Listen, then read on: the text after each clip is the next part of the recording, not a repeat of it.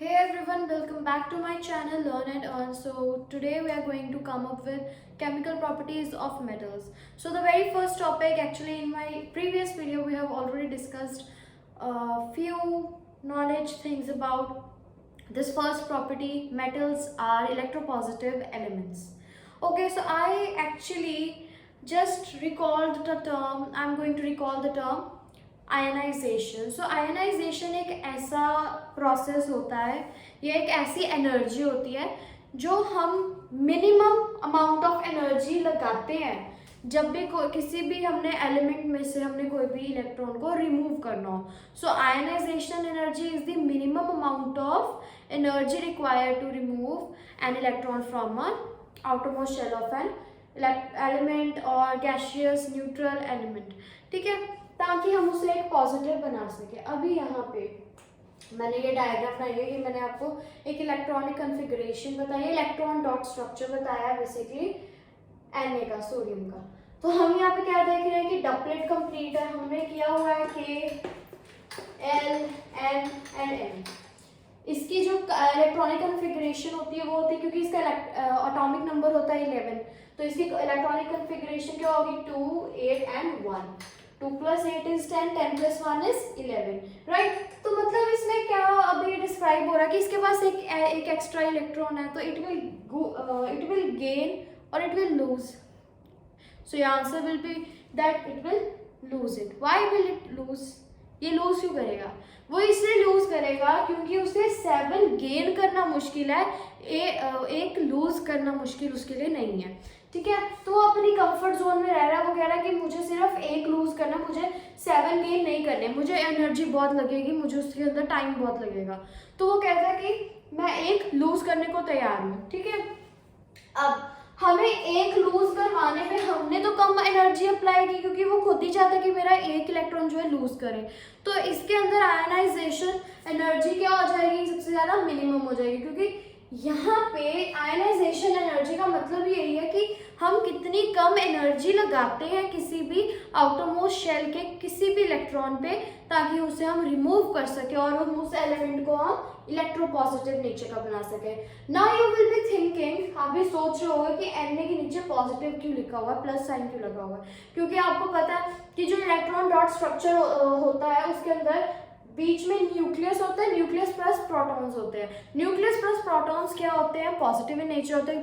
Protons are positive in nature and electrons are negatively charge, so they are negative in nature. इसीलिए जो हमारा neutron होता है वो भी क्या होता है? पॉजिटिव होता है। न्यूट्रल होता है but it shows more properties of positive, क्योंकि प्रोटॉन उसके साथ है। ठीक है, तो अब Na को अगर हमने पॉजिटिव बनाना है तो हमें क्या करना होगा? इसका ये इलेक्ट्रॉन जो है इसको लूज करना पड़ेगा।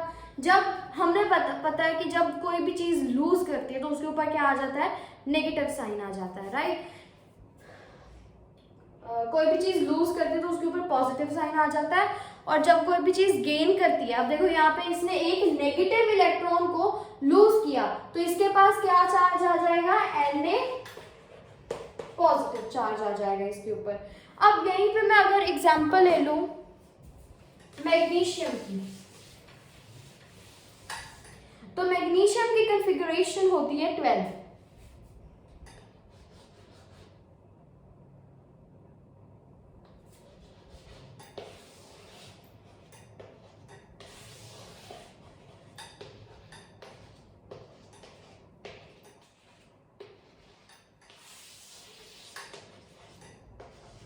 यही कॉन्फ़िगरेशन होगी इसकी, राइट। 12 नंबर है तो ऑब्वियसली इसका भी क्या होगा? 282 हो जाएगा, राइट। तो इसके अंदर क्या है बेसिकली, अगर हम अब अगर इसे यहाँ पे ना आपको एक एग्जांपल दी हुई है ऑलरेडी, कि अगर आप कोई भी चीज लूज करवाते हो तो आपके ऊपर पॉजिटिव चार्ज आ जाएगा, क्योंकि आपने अगर देखो हम अपने ऊपर एग्जांपल लेके चलते हैं, कोई भी ABCD है, कोई भी पर्सन है, उसके ऊपर कोई नेगेटिविटी है, उसके अंदर कोई नेगेटिविटी है, बट एक दिन क्या होता है, कोई मोटिवेशनल वीडियो देखते हैं, वो कहता है कि नहीं आई कैन डू समथिंग, मैं कुछ भी अच्छा पॉजिटिव कर सकता हूँ, तो उससे से नेगेटिविटी क्या हो जाएगी? लूज हो जाएगी, तो उसके ऊपर क्या आ जाएगा? Positive charge.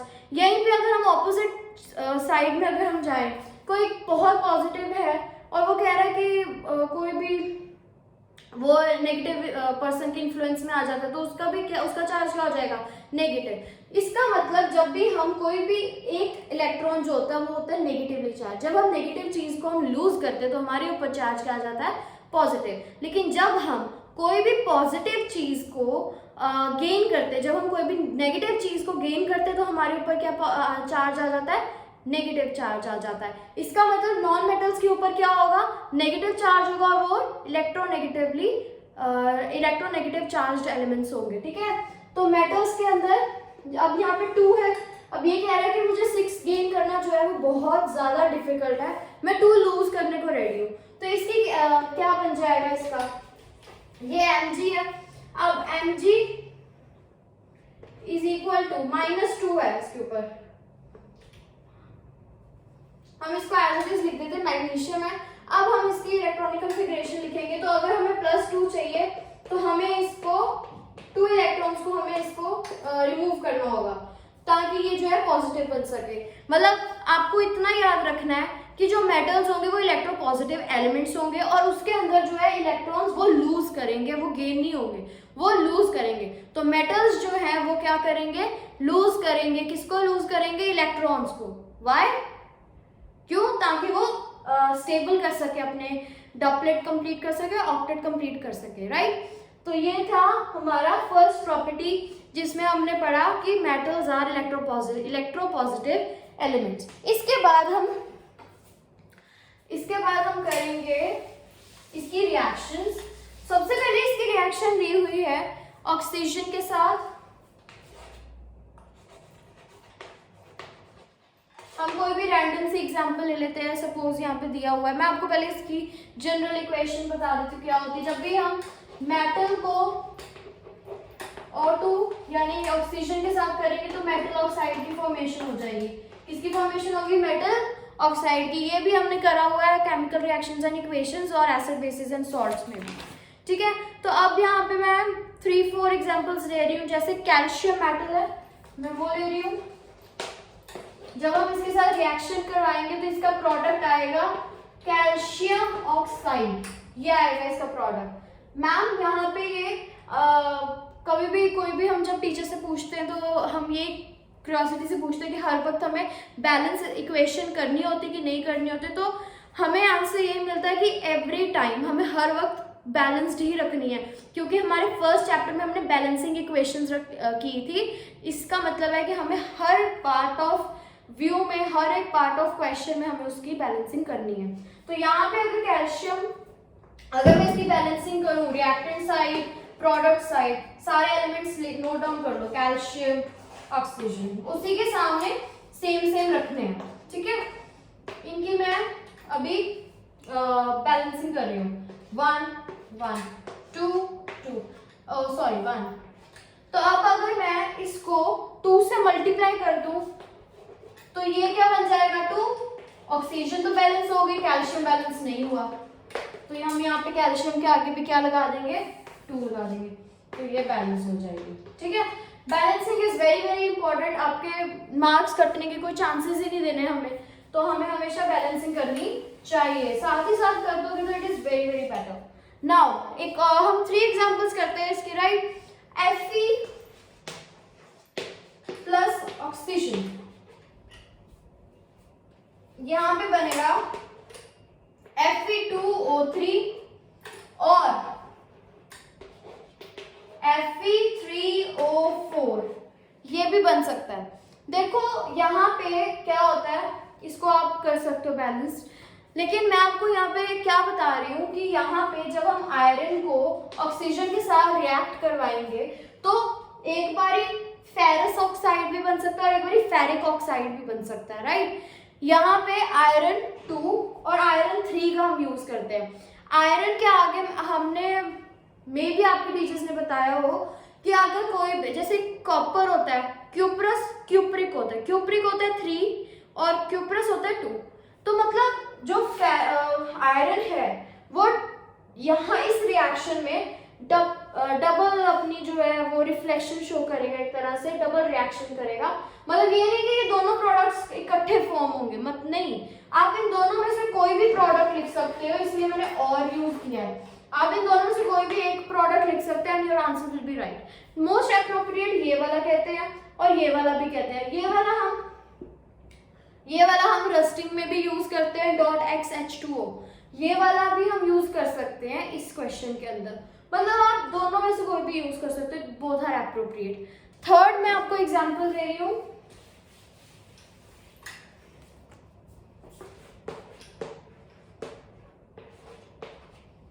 थर्ड हम एग्जांपल करेंगे मैग्नीशियम की, which is very very simple. Magnesium plus oxygen, it will give MgO। यहाँ पे 2 लगा दो, यहाँ पे 2 लगा दो एंड दैट्स इट।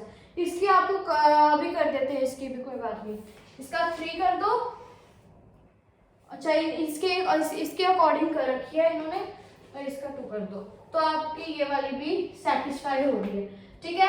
और अगर ये वाली करनी तो मैं यहाँ 2 लिख देती और फिर यहाँ पे 2 आ जाता, ठीक है, यहाँ पे 4 और वहां पे 3, तो ये इसकी बैलेंसिंग हो जाती। तो इसके अंदर हमने बस यही पढ़ना है कि मेटल ऑक्साइड्स कैसे बनते हैं। ये जो कोरोजन है वो वेरी फास्ट होता है, और किस में सबसे ज्यादा होता है, एल्कली मेटल्स में, ठीक है। और ये सारे रिलेटिव मेटल्स हैं जिनके साथ ऑक्सीजन जो है रिएक्ट करती है। अब आगे हमें है,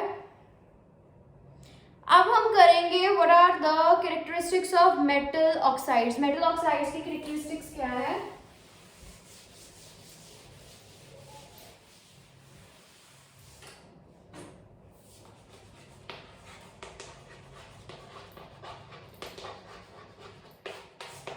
सबसे पहले they are insoluble in water except the oxides of potassium, calcium and sodium. Potassium, सबसे पहले sodium is NaOH, this is hydroxide, okay. So basically इसका जो oxide होता है that is NaO, which is Na2O, which is sodium oxide, ठीक है। K2O potassium oxide, CaO calcium oxide, यही किया हुआ है, ठीक है। अब अगर हम इनकी रिएक्शन वाटर के साथ कराएं, क्योंकि ये एक्सेप्शंस है मेटल्स के अंदर, क्योंकि usually metal oxides are non soluble in water, but there are 3 exception. मैंने आपको बताया था कल कि हमने जनरली वर्ड यूज करना है जब भी हम कह रहे हैं, क्योंकि कुछ एक्सेप्शंस होते हैं कि हाँ ऐसा हो सकता है, वो कुछ नहीं भी हो सकते, ठीक है। तो ये एक्सेप्शंस किसमें आएंगे कि हो सकती हैं। तो जब हम इनको H2O के साथ करवाएंगे रिएक्ट, तो ये क्या बनेगा, NaOH plus with the release of hydrogen. Is it so? No it is not, क्योंकि हाइड्रोजन इसमें रिलीज नहीं होगा, ठीक है। अब अगर हम इसके साथ भी वाटर की करवा दे रिएक्शन, तो it will be KOH potassium hydroxide. Calcium oxide की वाटर के साथ करवा दे तो you will get CaOH2 calcium hydroxide. Sodium hydroxide, potassium hydroxide and calcium hydroxide, मतलब कुछ जो है एक्सेप्शंस हैं इसके कि हर कोई मेटल जो ऑक्साइड जो है वो सॉल्युबल नहीं होता है वाटर के अंदर, लेकिन ये 3 एक्सेप्शंस है जो सॉल्युबल होती है वाटर के अंदर। अब अगर आपको पेपर में क्वेश्चन आए, मैं बोर्ड्स की बात कर रही हूँ, अगर आपको क्वेश्चन आए what are the characteristics of metal oxides, so you will write generally all the generally the metal oxides are generally the metal oxides are insoluble in water, but there are a few exceptions. For example, you can write any of the 3 or you can write 3 of them, so you can show them as you have done the reactions. Okay, now moving on to the next, they are basic or amphoteric in nature, they show double nature, doublet nature ये show करेंगे। कैसे show करेंगे, अभी मैं आपको एक चीज read करके बताती हूँ and then you will come to know about it. So most of the metal oxides dissolve in water to give alkaline solution, so they are basic in nature. For example, magnesium oxide is basic oxide as it reacts with acid to form salt and water. Okay, so basically वो क्या कह रहे हैं कि कुछ amphoteric oxides क्या होते हैं जो एसिडिक नेचर भी दिखाते हैं और बेसिक नेचर भी दिखाते हैं। अब हम उन मेटल ऑक्साइड्स की बात करेंगे जो दोनों चीजें दिखाती हैं, एसिडिक नेचर भी दिखाती हैं और बेसिक नेचर भी दिखाती हैं, जब भी उनको हम बेस और एसिड्स के साथ हम उनका रिएक्शन करवाएंगे। तो बेसिकली हम लेंगे सबसे पहले मैग्नीशियम ऑक्साइड, इसके हम H2SO4 के साथ करवा दें अगर, तो ये क्या बनेगा, मैग्नीशियम सल्फेट और H2O विल बी रिलीज। ये क्या हो जाएगा, ये सॉल्ट हो जाएगा। ठीक है, मतलब आपने इसमें क्या, ये सॉल्ट हो जाएगा, एक्वस सॉल्यूशन में रहेगा, क्योंकि इसका और इसका क्या है, सॉल्यूशन है ना। मतलब आपने मेटल ऑक्साइड्स को अपने एसिड्स के साथ एक बार शो कर देना है, फिर हमने मेटल ऑक्साइड्स को हमने बेसिस के साथ भी शो कर देना है। ठीक है, अब आप इनमें से कौन सी एम्फोटेरिक वाली करोगे। यहाँ पे ये बेसिक नेचर की तो शो कर रहे हैं, लेकिन एम्फोटेरिक ऑक्साइड ये शो नहीं कर रहे। तो एम्फोटेरिक के लिए you will go for aluminium and zinc. ठीक है, aluminium oxide and zinc oxide. तो मैं एल्यूमिनियम ऑक्साइड Al2O3 की पहली रिएक्शन हम कराएंगे H2SO4 के साथ, जिसका आंसर आएगा Al2SO4 3। ठीक है, 3 प्लस H2O, ये आपका जो है इसका प्रोडक्ट आएगा। This is the aqueous state, this is in aqueous state, और इसका नेम है एल्यूमिनियम सल्फेट। ये आपका केमिकल फॉर्मूला है एल्यूमिनियम सल्फेट का। ठीक है, अब इसी की रिएक्शन मैं NaOH के साथ करवाऊंगी। सो Al2O3 प्लस NaOH, यहाँ पे आएगा सोडियम एल्यूमिनेट। ठीक है, तो वो बनेगा NaAlO। ठीक है, सोडियम एल्यूमिनेट 2 आ जाएगा यहाँ पे, प्लस क्या रिलीज हो जाएगा इसमें से, वाटर जो है वो रिलीज हो जाएगा। मतलब पहले आपने मेटल ऑक्साइड्स की रिएक्शन एसिड्स के साथ शो कर दी एम्फोटेरिक नेचर बताने के लिए, उसके बाद उसकी रिएक्शन बेसिस के साथ शो कर दी। तो इससे हमें क्या प्रूफ हो रहा है कि जो मेटल ऑक्साइड्स है वो एम्फोटेरिक नेचर के होते हैं, जनरली दे आर। ठीक है, उनमें से कुछ होते हैं जैसे एल्यूमिनियम और जिंक। जिंक की भी हम करके देखते हैं अभी। जिंक की हम करेंगे HCl और NaOH के साथ।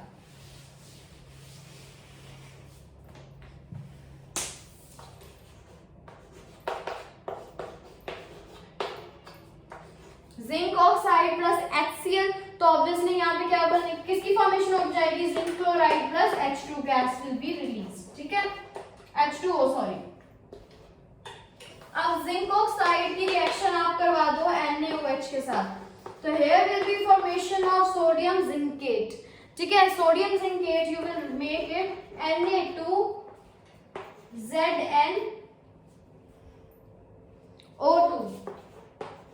plus H2O। This is how you are going to make up sodium zincate। ठीक है, सोडियम जिंकेट का आपको केमिकल फॉर्मूला क्या होता है, Na2ZnO2। ठीक है, तो ये थी आपको दो रिएक्शंस जो आपको आनी चाहिए। अगर हम इसकी H2SO4 के साथ भी करवा देते तो कोई प्रॉब्लम नहीं है उसकी भी। ये आ जाएगा जिंक सल्फेट, ओके, फिर H2O। तो ये 3 रिएक्शंस हैं, तीनों के साथ हो सकती है। और एल्यूमिनियम ऑक्साइड की भी आप HCl के साथ कर सकते हो, तो वहां पे फॉर्मेशन होगी एल्यूमिनियम क्लोराइड की। तो एम्फोटेरिक ऑक्साइड्स कौन से होते हैं, ऐसे ऑक्साइड्स जो एसिडिक और बेसिक नेचर जो है शो करते हो। ठीक है, तो हम उसे कहेंगे एम्फोटेरिक ऑक्साइड्स। तो एक जिंक कर लिया आपने, एक एल्यूमिनियम कर लिया, उनके एग्जाम्पल्स भी कर लिया, राइट। अब आगे है इनकी रिएक्शन वाटर के साथ करवाओ, metals की reaction with water, and this is going to be the last topic. After this we are done with this, and then we'll move on to the next properties in my next video. So till now let's complete this up. Okay, with water इनकी reaction करो H2O के साथ, with H2O। तो हम यहाँ पे मैं आपको दो चीजें बताती हूँ। जब हम H2 मेटल की H2O के साथ करवाएंगे तब तो फॉर्मेशन होगी मेटल ऑक्साइड की with the release of hydrogen gas. ठीक है, जब हम मेटल की करवाएंगे स्टीम के साथ तो फॉर्मेशन होगी MOH। वेट यहाँ पे आई थिंक यस यहाँ पे हाइड्रोक्साइड आएगा, यहाँ पे मेटल ऑक्साइड आएगा, प्लस यहाँ पे भी हाइड्रोजन गैस की जो है रिलीजेशन होगी। मतलब आपको जब जनरल इक्वेशन आती है, so you can solve any other chemical equation, ठीक है। तो मेटल की जब हम वाटर के साथ करवाएंगे तो मेटल हाइड्रोक्साइड प्लस हाइड्रोजन की रिलीजेशन होगी, और जब हम मेटल को स्टीम के साथ रिएक्ट करवाएंगे तो मेटल ऑक्साइड और हाइड्रोजन गैस रिलीज होगी। That's it. इसके ऊपर ही हमने कुछ इक्वेशंस करनी है। तो अब इसके एग्जांपल्स में हम सबसे पहले करेंगे, या आपको याद हो गया ना कि जब भी H2O होगा तो हाइड्रोक्साइड, और जब स्टीम होगी तो ऑक्साइड, ठीक है। अब मैं आपको कुछ क्वेश्चंस देती हूँ जो आप खुद ट्राई कर सकते हो, और फिर उसके साथ ही हम आंसर्स करेंगे। I give you like 5 seconds for this, and if you want to solve it you can just pause the video. Okay, so now I'm going to start with the first second most reactive metal, which is sodium.